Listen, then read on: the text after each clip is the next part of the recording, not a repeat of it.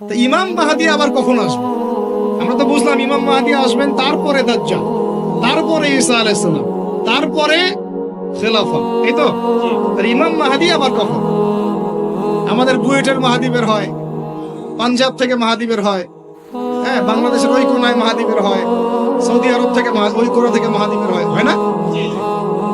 খুব ভালো করে মনে রাখবেন, যতক্ষণ এই বিশ্বে একটা মালহামা না হচ্ছে মাহাদি আসছেন না। কথা ক্লিয়ার? এই বিশ্বে যতক্ষণ একটা মালহামা না হচ্ছে মাহাদি আসছেন না। তিনি আসবেন ফাতিমা রাদিয়াল্লাহু আনহার বংশ থেকে। কার বংশ? তার আসল নাম মুহাম্মদ। কি নাম? তার নাক উঁচু, নাক একদম উঁচু, খাড়া, কপাল চওড়া, চেহারার গড়নটা আমাদের নবী সাল্লাল্লাহু আলাইহি ওয়াসাল্লাম।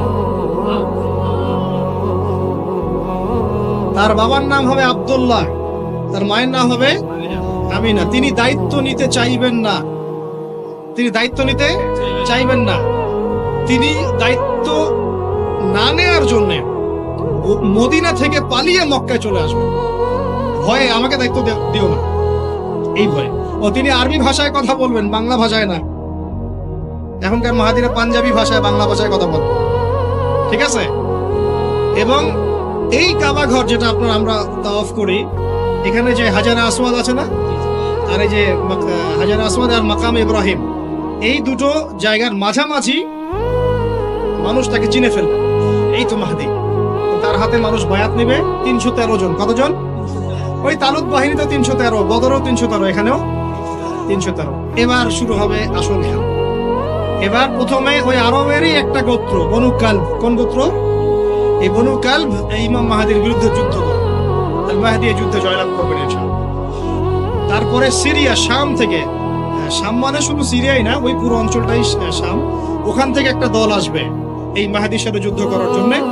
আল্লাহ পাক তাদেরকে মক্কা মদিনার মাঝখানে বাইদা নামক জায়গায় ধসে। কোন জায়গা? এরপরে মুসলমানদের আর কোনো পতন নাই, আর পিছনে ফিরে তাকানোর কোনো সুযোগ নাই। মুসলমানরা আর মাথা নিচু করবে না ইনশাআল্লাহ কোনোদিনের জন্য। তারপর চলতে থাকবে খালি ইসলামের বিজয় আর বিজয় আর বিজয় আর বিজয়। আল্লাহু আকবার। এভাবে চলবে। তবে মাহাদি কখন আসবেন? আগে মালহামা, তারপর মাহাদি। মালহামা কি তাহলে? এটা হচ্ছে একটা বিশাল যুদ্ধ। এটা কি? কেমন যুদ্ধ? নবীজি বলেছেন, এই রোমকরা, ইউরোপিয়ানরা তোমাদের সাথে অচিরেই চুক্তি ভঙ্গ করবে এবং 80টা পতাকা নিয়ে তোমাদের বিরুদ্ধে ওরা যুদ্ধ করবে। এই মালহামাটা হবে ইরাকের ফোরাত নদীর নিচেই হোক আর পাশেই হোক, আল্লাহ ভালো জানেন।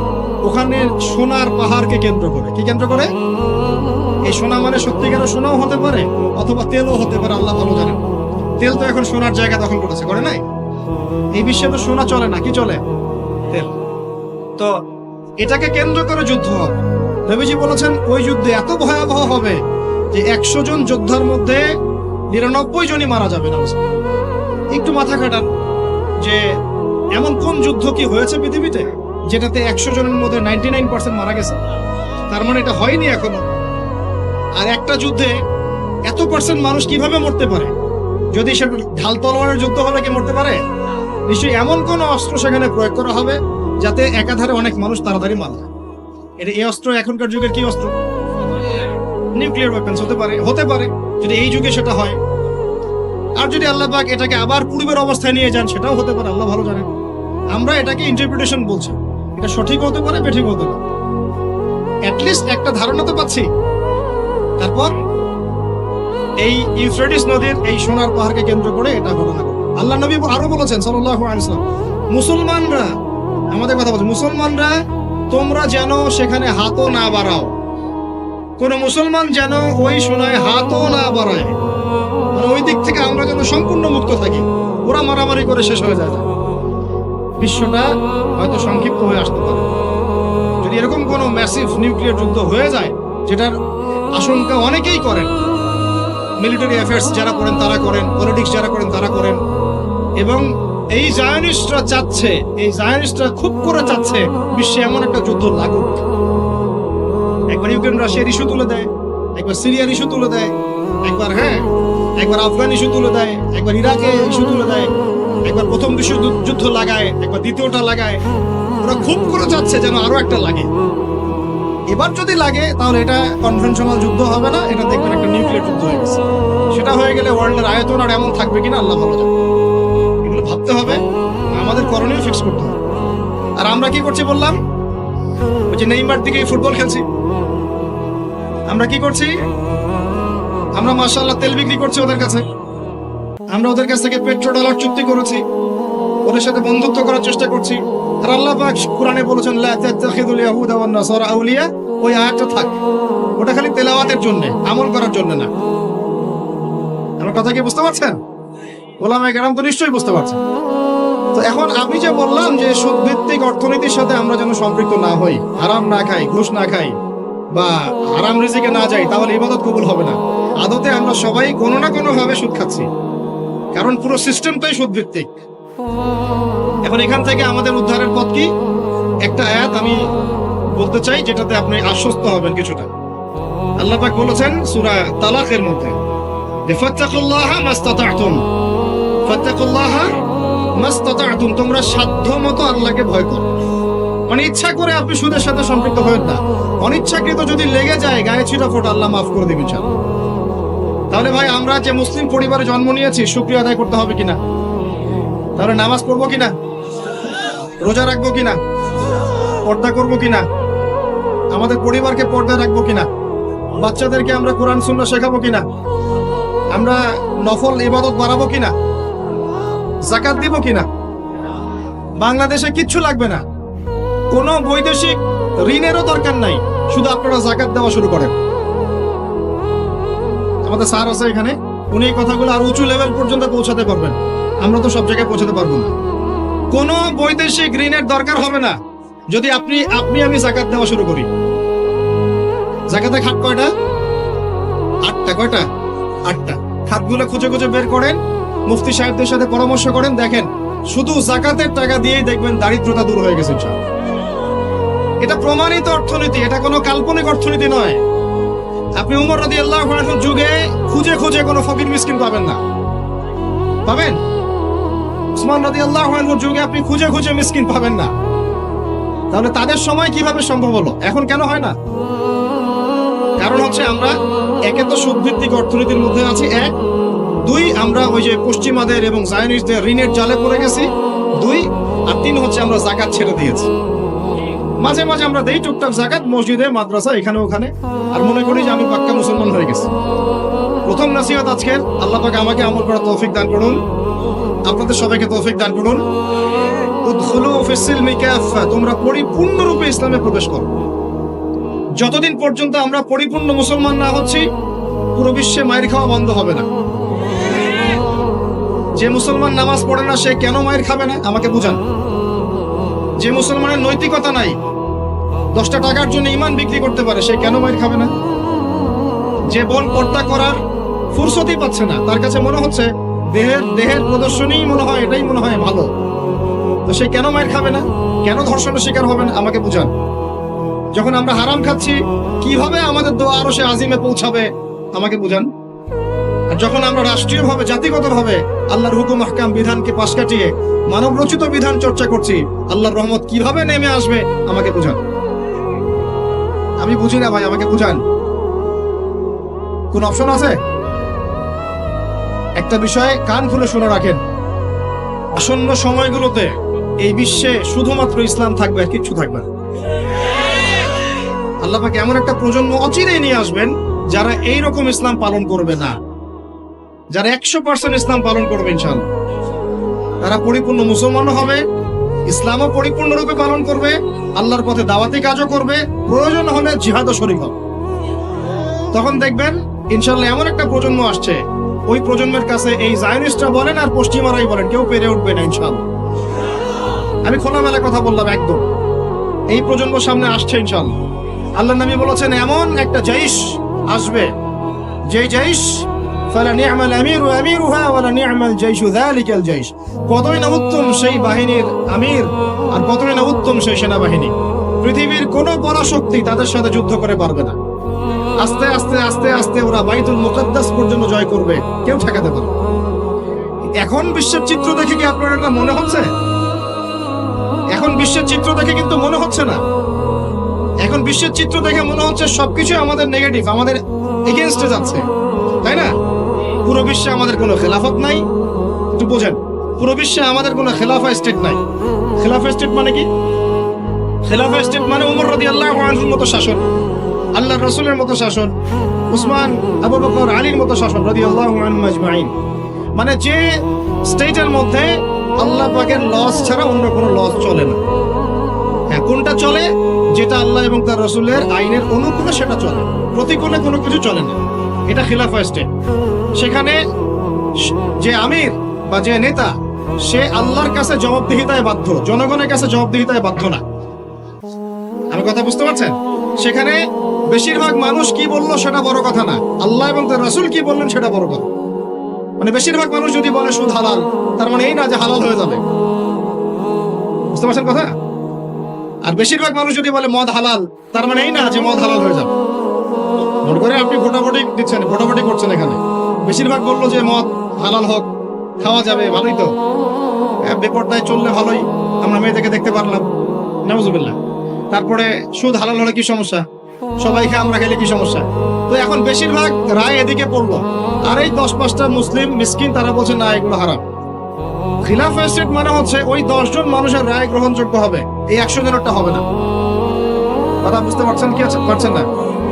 একটু শোরগোল করেন না, একটু মনোযোগ দেন। এখন পুরো বিশ্বে কি এমন কোন স্টেট আছে আপনার? আছে? কোথায় আছে? আবুধাবিতে, কাতারে, কুয়েতে? এই মাশাআল্লাহ, একটা কথা বলেছেন, খোরাসান এখানে ট্রাই করছে, কত বছর যুদ্ধ করলো? 20 বছর। আমরা দোয়া করি আল্লাহ পাক প্রত্যেক মুসলিম রাষ্ট্রের রাষ্ট্রপ্রধানদেরকে শক্তিশালী করুন এবং তাদেরকে ইসলাম বোঝার তৌফিক দান করুন, তাদেরকে আল্লাহ পাকের জমিনে আল্লাহর খলিফা হওয়ার তৌফিক দান করুন। দোয়া করতে কোনো সমস্যা? আল্লাহ পাক চাইলে আমাদের এই দেশটা এত উন্নত হবে, একদিন আমরা দেখবেন ইনশাআল্লাহ জাতিসংঘে ভেটো পাওয়ার দিব ইনশাআল্লাহ। যদিও এটা একটা কাল্পনিক স্বপ্নের মতোই, কিন্তু স্বপ্ন দেখতে দোষ আছে। তবে আমি নিশ্চিত, এটা আমি আমার কনফিডেন্স থেকে বলছি, ইমামুল মাহদি আসার সময় ইউনাইটেড নেশনস বলে কোনো নেশনস থাকবে না ইনশাআল্লাহ। ঈসা আলাইহিস সালাম যখন আসবেন, তখন জাতিসংঘ বলে কোনো সংঘ থাকবে না ইনশাআল্লাহ। আপনাদের কি মনে হয় ঈসা আলাইহিস সালাম যখন আসবেন, এসে জাতিসংঘে গিয়ে বলবেন আমার খেলাফা রাষ্ট্র কায়েমের অনুমোদন দেন? তাই মনে হয়? সে বলবে যে আমাকে ডলার দেন, ডলার দিয়ে কেনাবেচা করব। হ্যাঁ, সে বলবে যে আপনার রেজুলেশন পাস করেন, আমি প্যালেস্টাইন থেকে, জেরুজালেম থেকে ইসলামী খেলাফত কায়েম করতে চাই, আমাকে সমর্থন দেন। তিনি কি এগুলো করতে যাবেন? আপনার মনে হয় তিনি এসে ওয়ার্ল্ড ব্যাংকে গিয়ে বলবেন আমাকে লোন দেন, IMF এ গিয়ে বলবেন আমাকে লোন দেন? তার মানে ওই সময় এগুলোর কোনো অস্তিত্বই থাকবে না ইনশাআল্লাহ। এটা বোঝাই যাচ্ছে থাকবে না ইনশাআল্লাহ। আমি কি বলবো আমি জানি না, কিভাবে বললে আপনারা বুঝবেন তাও জানি না, আর আমিও জানি না এসব বলে কি হবে। আমি শুধু চাই আপনাদের মধ্যে একটা সচেতনতা তৈরি হোক, যাতে আপনারা আপনাদের পরিবার এবং পরবর্তী প্রজন্মকে বোঝাতে পারেন যা পৃথিবীতে চলছে এগুলো জুলুম। এই জুলুমের অবসান অচিরেই ঘটবে যখন আল মাহদি আসবে এবং ব্ল্যাক ফ্ল্যাগস, কালো পতাকাধারী বাহিনী বের হবে ইনশাআল্লাহ। যুদ্ধ করতে করতে করতে করতে এরা বাইতুল মুকাদ্দাস পর্যন্ত জয় করবে। আসবে, আল্লাহর বাহিনী আসবে। যখন আসবে আপনারা এমনিই বুঝতে পারবেন ইনশাআল্লাহ। ঠিক আছে? আর আমরা আমাদের পরবর্তী প্রজন্মকে বোঝাবো, জানাবো যে ইনশাআল্লাহ অচিরেই সেই বাইতুল মুকাদ্দাস আমাদের হতে যাচ্ছে ইনশাআল্লাহ। জাফর ইবনে আবি তালেব রাদিয়াল্লাহু আনহু আল্লাহর নবীর আপন চাচাতো ভাই, চাচা আবু তালেবের ছেলে। আলী ইবনে আবি তালেব, জাফর ইবনে আবি তালেব। জাফর ইবনে আবি তালেব রাদিয়াল্লাহু আনহু যুদ্ধ করতে গিয়েছেন মুতার যুদ্ধে। কোন যুদ্ধ? আল্লাহর নবী 3 জনকে সেনাপতি বানালেন, যায়েদ ইবনে হারেসা, আব্দুল্লাহ বিন রাওয়াহা এবং জাফর ইবনে আবি তালেব। কোন যুদ্ধে 3টা অধিনায়ক লাগে নাকি? একজন লাগে। তাহলে সাহাবীরা বুঝে ফেললেন যে আমরা এই যুদ্ধে গেলে শহীদ হব নিশ্চিত। কথা বুঝতে পারছেন? সবাই বিদায় নিয়ে চলে গেলেন। ওদের সৈন্য সংখ্যা প্রায় 2 লক্ষ। কত লক্ষ? মুসলিমদের সৈন্য সংখ্যা মাত্র 3000, মাত্র 3। আল্লাহ নবী বললেন যদি যায়েদ ইবনে হারেসা শহীদ হয়, আব্দুল্লাহ বিন রাওয়াহা তুমি পতাকা নিয়ে নিও। আব্দুল্লাহ বিন রাওয়াহা যদি শহীদ হয়, তাহলে জাফর তুমি পতাকা নিয়ে নিও। জাফরও যদি শহীদ হয়, তাহলে তোমাদের মধ্যে কোনো একজনকে তোমরা আমির বানিয়ে নিও। পরে আমির বানানো হয়েছিল সাইফুল্লাহ মাসলুল খালিদ বিন ওয়ালিদ রাদিয়াল্লাহু আনহু, এবং তার হাতেই বিজয়টা হয়েছিল। 3000 সৈন্য নিয়ে তিনি 2 লক্ষ সৈন্য ঠেকিয়ে দিয়েছেন।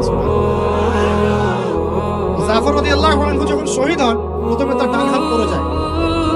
দেখছেন না, এক বাবা হাত নিয়ে ঘুরছে, বাচ্চা আর এক হাত খুঁজে পায় না, দেখছেন না আপনারা? ডান হাত পড়ে গিয়ে বাম হাত দিয়ে তরোয়াল চালানো শুরু করলেন। ওই যুদ্ধ তখন সত্যিকারের যুদ্ধ ছিল, এই তোমাদের মতো কাপুরুষের যুদ্ধ না, যে 100 মাইল দূর থেকে মিসাইল ছুড়বো আর এখান থেকে আমি ঠাস করে দেবো। তখনকার যুদ্ধ ছিল ওয়ান অ্যান্ড ওয়ান ব্যাটেল। তুমি সামনে অস্ত্র নিয়ে আসো, আমি সামনে অস্ত্র নিয়ে গেলাম, এরপরে দেখি কার কথা হলো। এমন ছিল না বিষয়টা, ওয়ান অ্যান্ড ওয়ান ব্যাটেল ছিল। আর তখন সাহাবীরা ছোটবেলা থেকে এগুলোতে প্রশিক্ষিত ছিলেন। নতুন না বিষয়টা, তারা ছোটবেলা থেকেই প্রশিক্ষিত ছিলেন, তীরন্দাজ ছিলেন, ঘোড়সাওয়ার ছিলেন তখনকার যুগের প্রেক্ষাপট। তারপর তিনি বাহাতে তরোয়াল চালানো শুরু করলেন, এক পর্যায়ে বাহাতে পড়ে গেল। এরপর এই থুতনি দিয়ে তিনি পতাকাটা ধরে রাখছেন। এভাবে মুতার যুদ্ধের ইতিহাসটা পড়ে দেখেন, থুতনি দিয়ে এভাবে পতাকাটা ধরে রাখছেন। পতাকার মান, পতাকার সম্মান। আর সেই পতাকা আমাদের হাত থেকে পড়ে গেল, আরবের লোকজন তাকায় তাকায় দেখতেছে,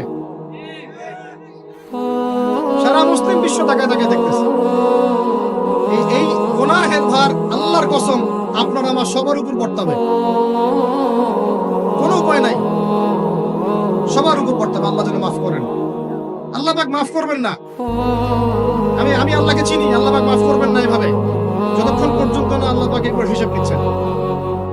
কারণ ওলামায়ে কেরামকে জিজ্ঞাসা করে দেখেন, একটা মুসলিম রাষ্ট্রে যদি একজন মুসলিম নারীকে ধর্ষণ করা হয়, উঠিয়ে নিয়ে চলে যাওয়া হয়, রেপ করা হয়, অথবা একজন মুসলিম ভাইকে নির্মমভাবে হত্যা করা হয়, তাহলে ফতোয়া কি করা উচিত? তখন সবাই মিলে ওই জালেমের বিরুদ্ধে দাঁড়ানো ফরজ। যদি সে দাঁড়াতে না পারে, তার প্রতিবেশী দাঁড়াবে, সে না পারলে তার প্রতিবেশী দাঁড়াবে, আর যখন সেও পারবে না, পুরা উম্মাহ একসাথে মিলে দাঁড়াতে হবে। সেটা কি হয়েছে? করতে পেরেছি? পতাকা ধরে রাখলেন এইভাবে, পতাকা পড়তে দিলেন না। এক পর্যায়ে এক কাফেরের তরবারের আঘাতে তার শরীরটা দ্বিখণ্ডিত হয়ে গেল। এদিকে মদিনায় নবী সাল্লাল্লাহু আলাইহি ওয়াসাল্লাম খবর পেয়ে গেলেন। খবর পেয়ে বলছেন, এইমাত্র জাফর শহীদ হলো, এইমাত্র জাফর শহীদ হলো। সুবহানাল্লাহ। তখন তিনি, তার চোখ দিয়ে পানি পড়ছে, তিনি জাফরের বাসায় চলে গেলেন, ছুটে চলে গেলেন জাফর ইবনে আবি তালেবের বাসায়। তার ছোট ছোট বাচ্চা ছিল। আপনার আমার বাচ্চা নাই? ছোট ছোট বাচ্চা, তাদেরকে বুকে জড়িয়ে কান্নাকাটি করছেন। সাহাবীরা বলছেন, ইয়া রাসূলুল্লাহ, আপনি আল্লাহর রাসূল হয়ে কান্নাকাটি করছেন? নবীজি বলেন, এটা আল্লাহর রহমত, এটা আল্লাহর রহমত। যে কাঁদতে পারে না তার মন তো পাষাণ। জাফর শহীদ হয়ে গেছে। তারপরে তিনি হাসলেন, আমাদের নবী হেসে উঠলেন। সাহাবীরা বললেন যে, আপনি একটু আগে কাঁদলেন, এখন হেসে উঠলেন? নবীজি বললেন, এই মাত্র আমি দেখলাম যে জাফরকে দুজন ফেরেশতার মাধ্যমে আমার সামনে দিয়ে নিয়ে যাওয়া হলো। আমি দেখলাম জাফর জান্নাতে, তার দুই হাত, যে দুই কাটা হাত, এই দুই কাটা হাতের বদৌলতে আল্লাহ পাক তাকে জান্নাতে দুইটা পাখা দিয়েছে, সে জান্নাতে উড়ে বেড়াচ্ছে, ফল খাচ্ছে। এই দৃশ্য দেখে আমি হেসে উঠলাম। আমি এই জন্য বলছি, আমাদের মৃতরা শহীদ, আমাদের শহীদরা মৃত নয়, আমাদের শহীদরা মৃত নয়। আমাদের এই মা, বোন, শিশু, নারী যাদেরকে মেরে ফেলা হয়েছে, কেউ মৃত নয়। ইনশাআল্লাহ তারা জীবিত আছে, এবং তারা এখন আল্লাহ পাককে কি বলছেন জানেন? তারা আল্লাহকে বলছেন, আল্লাহ আমাদেরকে আরেকবার ফিরিয়ে দাও, আরো একবার এদের বিরুদ্ধে যুদ্ধ করে যেন শহীদ হয়। একজন শহীদ সাহাবীর মাকবারা থেকে যদি কেউ কোনো ঘাত পায়, মনে করে আল্লামা তারেক জামিল হুজুর গিয়েছেন মুয়াজ বিন জাবাল রাদিয়াল্লাহু আনহু কবরের সামনে, আপনি গিয়েছেন মনে করে, এরকম অনেক মানুষই পেয়েছে। আপনি গিয়েছেন এমন একজন সাহাবীর কবরের সামনে যেখানে আপনি কিছু একটা ঘ্রাণ পাচ্ছেন, আপনি পাচ্ছেন, হয়তো আর 10 জন পাচ্ছে না, এই 5 জন পাচ্ছে, ওই 10 জন পাচ্ছে না, হতে পারে কি না? আল্লাহ পাকের কুদরত কারিশমা নাই? যে পাচ্ছে বলেই যে সে জান্নাতি, এমনও তো না। ব্যাপারটা কেমন না? ইমাম বুখারী রাহিমাহুল্লাহ ইন্তেকাল করেছেন, যখন তাকে দাফন করার পরে এত সুঘ্রাণ ছড়িয়েছে, মানুষ মাটি হাতে করে নিয়ে বাসায় আসতো, মিশকাম ঘ্রাণ বেরোচ্ছে কবর থেকে। এখনো বাংলাদেশেও বহু মানুষকে দেখা যায় যে 10 বছর আগে ইন্তেকাল করেছেন, এখনো লাশ অক্ষত আছে। এটা কি মিথ্যা কথা? এই কারিশমা গুলো নাই? তো মনে করেন একজন পেয়েছে, তো সে তার আবেগটা কিভাবে প্রকাশ করবে? সে কি বলবে যে আমি জাহান্নামের ঘ্রাণ পাচ্ছি?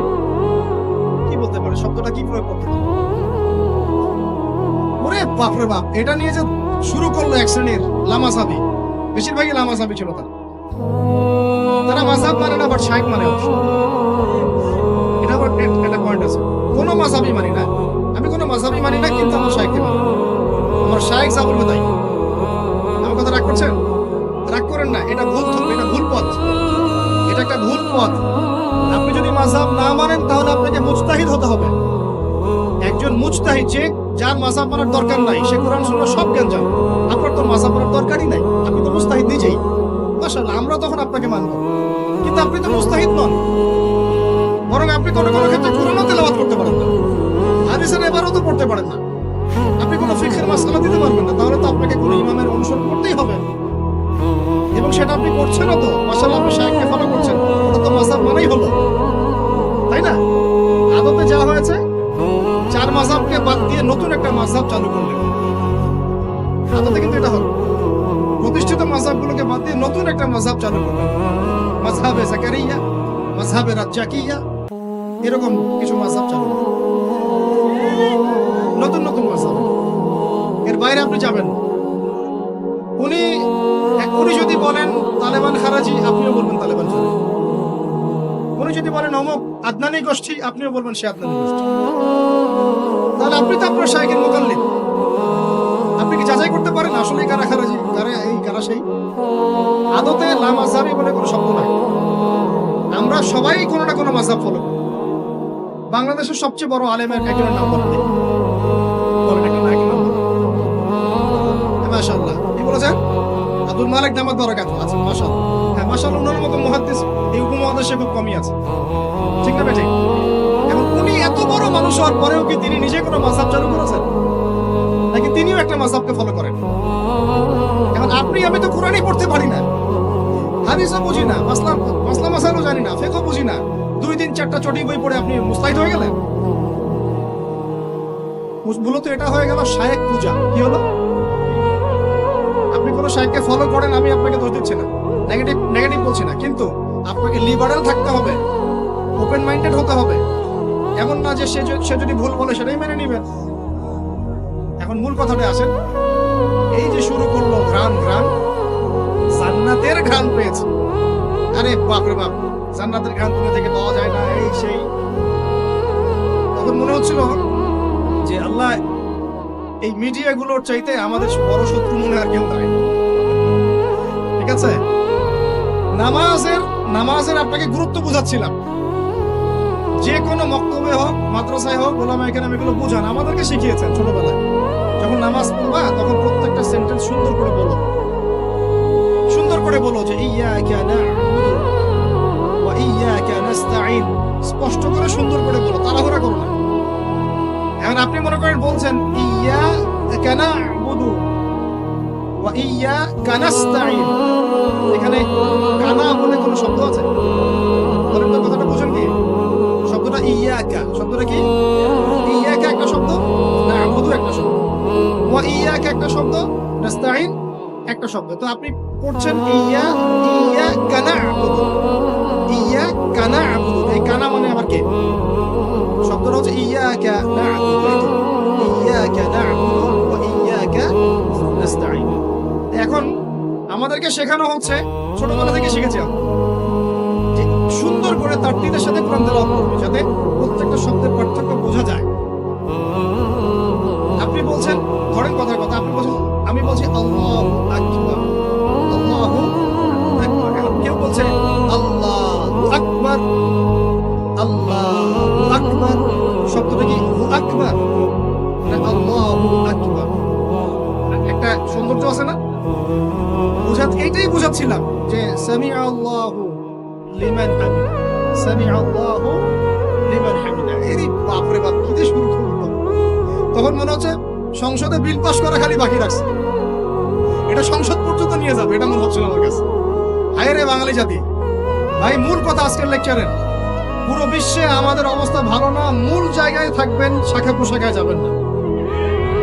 আমাদের মূল জায়গা হচ্ছে পরিপূর্ণ ইসলাম পালন করব, নিজে করব, আমার পরিবারে প্রতিষ্ঠা করব ইনশাআল্লাহ, আমার বাচ্চাদের মধ্যে প্রতিষ্ঠা করব ইনশাআল্লাহ। আমরা উলামায়ে কেরামের মধ্যে কোনো বিভক্তি সৃষ্টি করব না, আমরা ইস্যু পাগল হব না, আমরা মাজলুমের পক্ষে থাকব, আমরা জালেমের বিপক্ষে থাকব। মুনাফিকদের সাথে কোনো আপোষ নাই, জালেমদের সাথে কোনো আপোষ নাই। আমরা উম্মার ঐক্যের চেষ্টা করব, বিভক্তির দিকে যাব না। আমরা হালাল খাবো, আমাদের উপরে যারাই গভর্নমেন্টে আসুক আমরা আনুগত্য করব, আমরা আনুগত্য করব, আমরা তাদের সাথে বিদ্রোহে যাব, তাদেরকে ওয়াজ নসিহত করব, বোঝানোর চেষ্টা করব এবং জাতিগত ঐক্য ধরে রাখবো।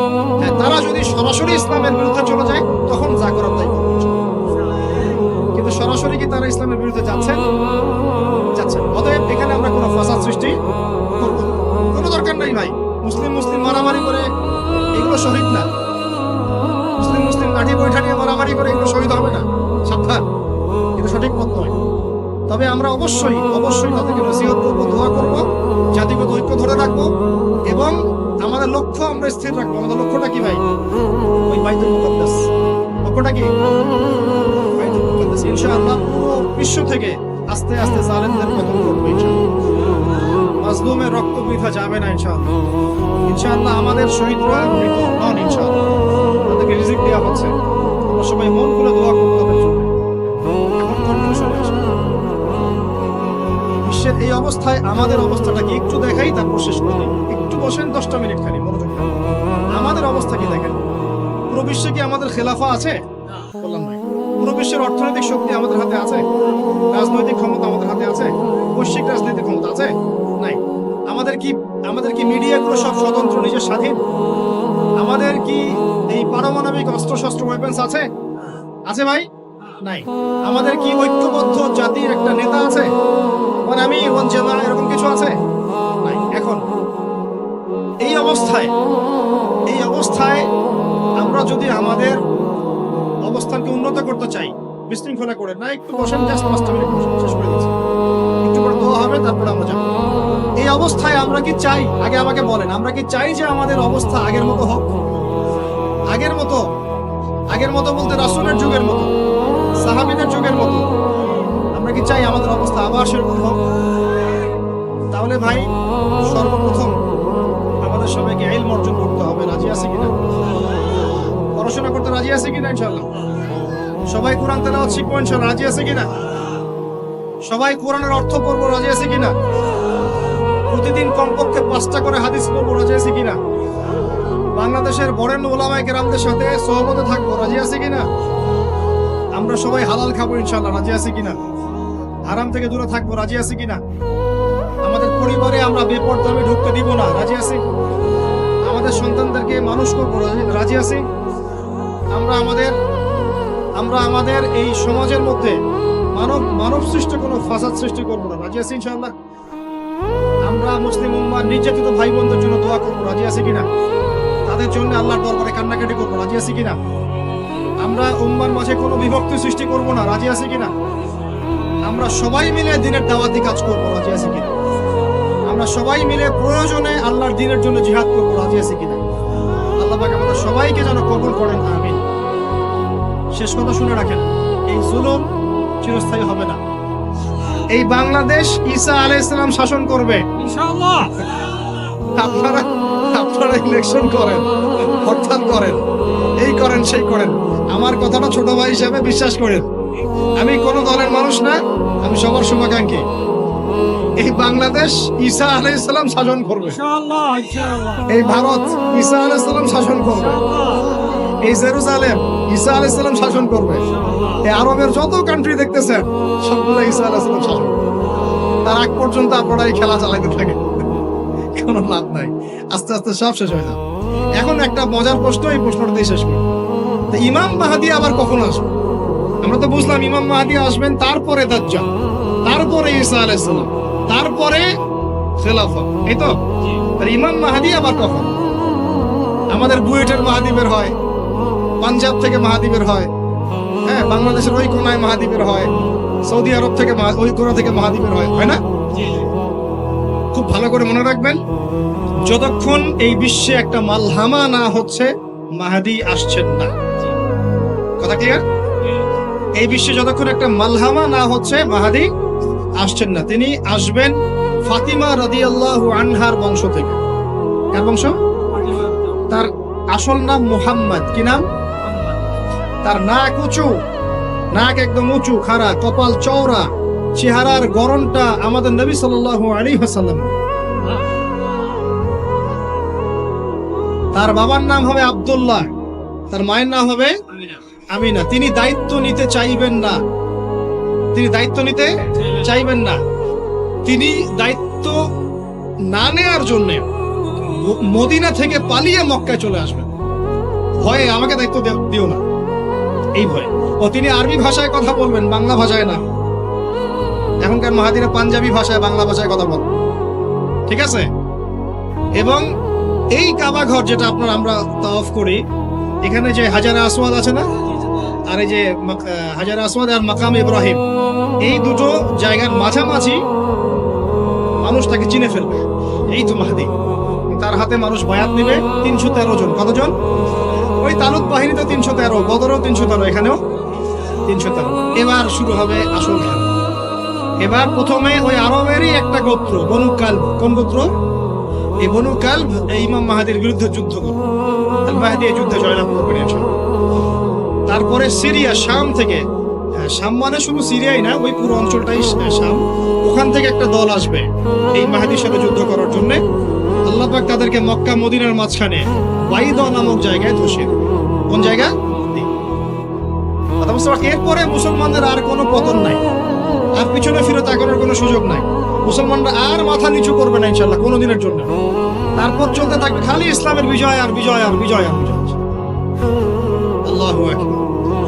এভাবে চলবে। তবে মাহাদি কখন আসবেন? আগে মালহামা, তারপর মাহাদি। মালহামা কি তাহলে? এটা হচ্ছে একটা বিশাল যুদ্ধ। এটা কি? কেমন যুদ্ধ? নবীজি বলেছেন, এই রোমকরা, ইউরোপিয়ানরা তোমাদের সাথে অচিরেই চুক্তি ভঙ্গ করবে এবং 80টা পতাকা নিয়ে তোমাদের বিরুদ্ধে ওরা যুদ্ধ করবে। এই মালহামাটা হবে ইরাকের ফোরাত নদীর নিচেই হোক আর পাশেই হোক, আল্লাহ ভালো জানেন। ওখানে সোনার পাহাড়কে কেন্দ্র করে। কি কেন্দ্র করে? এই সোনা মানে সত্যিকারের সোনাও হতে পারে, অথবা তেলও হতে পারে, আল্লাহ ভালো জানেন।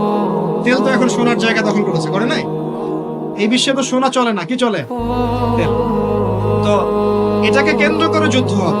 নবীজি বলেছেন ওই যুদ্ধে এত ভয়াবহ হবে যে 100 জন যোদ্ধার মধ্যে 99 জনই মারা যাবে না। একটু মাথা কাটান যে এমন কোন যুদ্ধ কি হয়েছে পৃথিবীতে যেটাতে 100 জনের মধ্যে 99% মারা গেছে? তার মানে এটা হয়নি এখনো। আর একটা যুদ্ধে এত পার্সেন্ট মানুষ কিভাবে মরতে পারে? যদি সেটা ঢাল তলোয়ারের যুদ্ধ হলে কি মরতে পারে? নিশ্চয়ই এমন কোন অস্ত্র সেখানে প্রয়োগ করা হবে যাতে একাধারে অনেক মানুষ তাড়াতাড়ি মারে। এটা এই অস্ত্র এখনকার যুগের কি অস্ত্র? নিউক্লিয়ার ওয়েপন্স হতে পারে, হতে পারে যদি এই যুগে সেটা হয়। আর যদি আল্লাহ পাক এটাকে আবার পূর্বের অবস্থায় নিয়ে যান, সেটাও হতে পারে, আল্লাহ ভালো জানেন। আমরা এটাকে ইন্টারপ্রিটেশন বলছি, এটা সঠিক হতে পারে, বেঠিক হতে পারে। অ্যাটলিস্ট একটা ধারণা তো পাচ্ছি। তারপর এই ইউফ্রেটিস নদীর এই সোনার পাহাড়কে কেন্দ্র করে এটা ঘটনা ঘটে। আল্লাহ নবী আরো বলেছেন সাল্লাল্লাহু আলাইহি ওয়াসাল্লাম, মুসলমানরা, আমাদের কথা বলছে, মুসলমানরা তোমরা যেন সেখানে হাতও না বাড়াও। কোন মুসলমান যেন ওই সোনায় হাতও না বাড়ায়, মানে ওই দিক থেকে আমরা যেন সম্পূর্ণ মুক্ত থাকি। ওরা মারামারি করে শেষ হয়ে যায়। বিশ্বটা হয়তো সংক্ষিপ্ত হয়ে আসতে পারে যদি এরকম কোন ম্যাসিভ নিউক্লিয়ার যুদ্ধ হয়ে যায়, যেটার আশঙ্কা অনেকেই করেন।